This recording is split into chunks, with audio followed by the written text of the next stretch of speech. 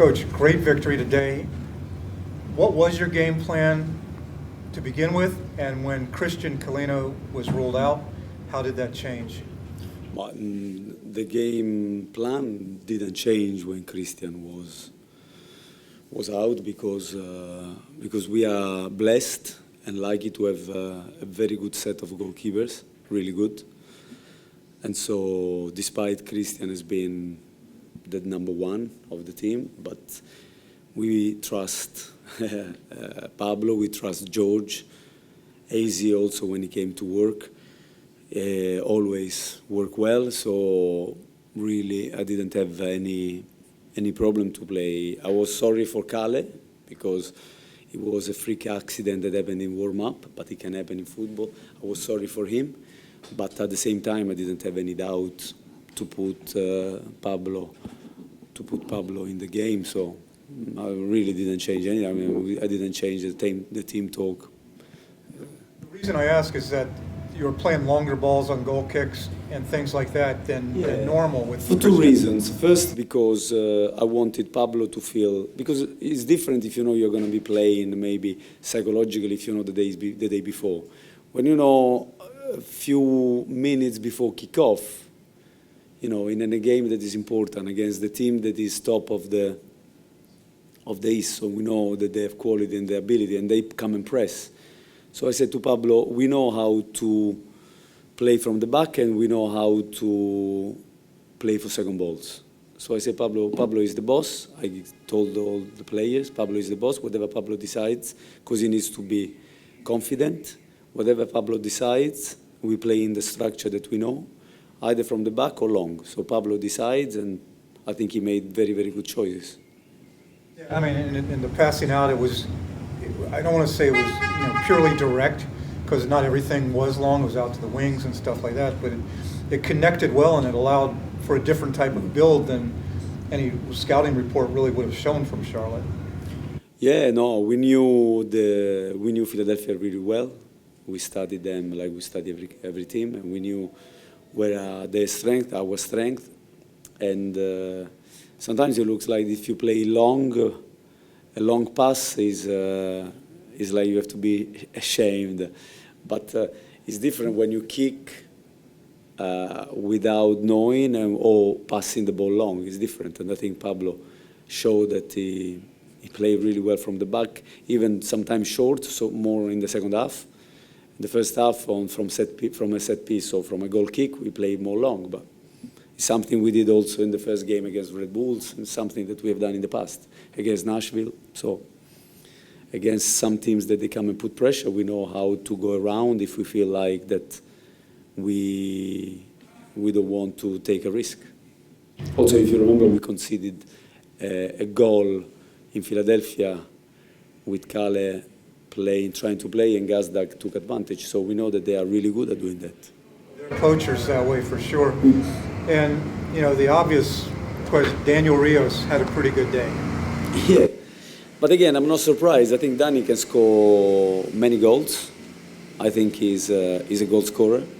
And not just that, I think he can hold the defense. He can do the job, for example, on the long balls. He can fight. And even if he doesn't win all the balls, he can fight for them. So he did it again. I'm repeating myself, but he did it very well against Red Bulls in the past. So we knew that that he can do the job. But also I see him in training every day, and so I know he's a goal scorer.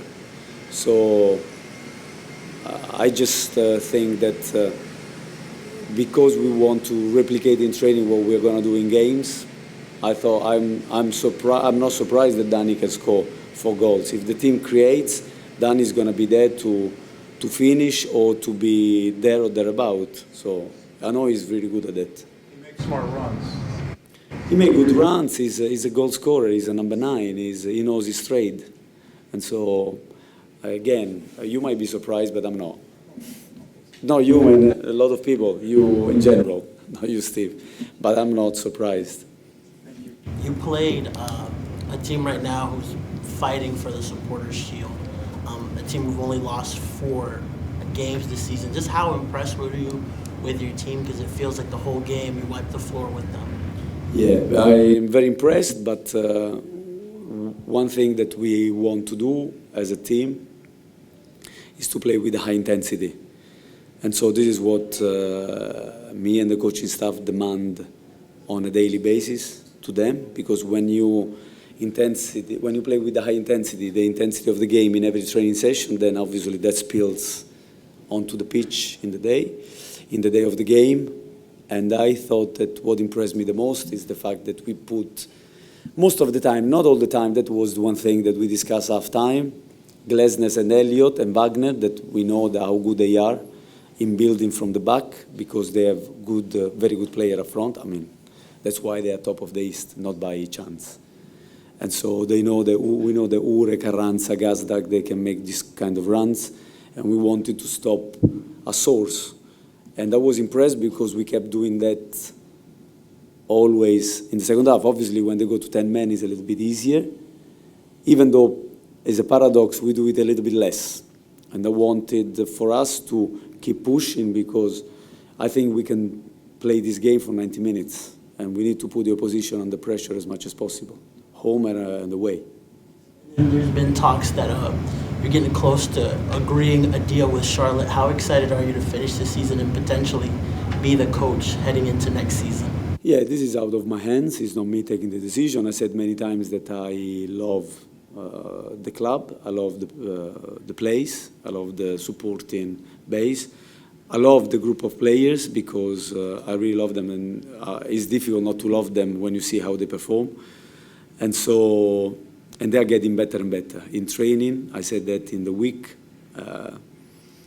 And so it would be great to keep going, but again, it's not out of my hands. I'm not too worried, if I have to be honest, because my focus is on the next game, and my focus is on the players, on our players. And so if the club will decide that they want to carry on with me, great. If not, it's their choice, and it's up to them to decide what they want to do. But that doesn't change the attitude that I have on a daily basis with the players, because we are very focused on the job in hand. Christian, you talked about Daniel a little bit, but did you share a moment with him after the game? Did you tell him something? What was his demeanor like? I said to him, that he was great, that he's, I call him Bomber, because I know he can score goals. This is the way we call a goal scorer in Italy, Bomber. So he's a bomber, and I think that the combination between him and Carol works well. Sometimes Carol gets the fruit. Carol came from, like Jordi Reina, I didn't put Jordi, because when you come from international duty, I worked with the national team in the past, and I understand the players, they put a lot of energy, not just physically, but emotionally. In our case, also, you do a transatlantic flight, even though Jordi Reina, for example, played in the US, but also flew to California, then he flew again to DC to play the game. He played, and they look a little bit tired. But I think the work that Carol and Danny do together is great. I think they can the benefit, and also Camille, because Camille made 2 assists and wins the penalty. So he's somebody that, in my opinion, has to be, hailed as well. I highlighted his performance, because the first assist is a guy that works hard, fights, he stays cold, and he had another 2 or 3 crosses that they were just blocked at the very last minute. And when you have these guys, I think they make the strikers more willing to run, because they know that the ball is coming, like Mackenzie or Kerwin. Kerwin put so many balls. One was headed, I think, high from Brandt in the first half, but he put so many balls and he created difficulties to them. And Mackenzie Gaines also came and made an assist. So I think everybody is doing a very good job, and they fulfill the role of responsibilities that they have in the team. Is this the best game that you've ever seen this team play? For me, yes. In terms of intensity, yes. Because to put intensity against a team that is renowned for intensity like that, and we put more than them, I think is a testament of how well the boys are working on a daily basis. Do you want the front office to open the upper bowl more often? The more supporters for us, the better, because the players love to play in front of this crowd. I said this at the end, I'm just saying the truth. They love to play in front of these guys. They were so upset and disappointed when we couldn't give them a result. We went on this little run that we lost games at home. And so I know they love to play for this crowd, so the more, the better for us. So you talked about emotionally getting tired, especially after coming back from international duty, but games at home also create that. We've had now multiple games that for Charlotte FC have been essentially must-win, and you've got more in the future. Assuming everything goes in theoretical perfection and it goes into the playoffs, do you have concerns about physical and emotional stress piling up from game after game? No, in this group, because I think that they're handling the training better and better. We have, obviously, with the performance department, we follow certain parameters that we want to monitor and control, physical, and we are seeing that the training is a lot more game-related in terms of numbers every day. So this is a great parameter to have when your team is training every training session at game intensity. And then that shows today. I've never seen Philadelphia finish with plays with cramps. And we watch few games of them. They normally boss the games because they are, this year, undoubtedly, I think, the best team in the East.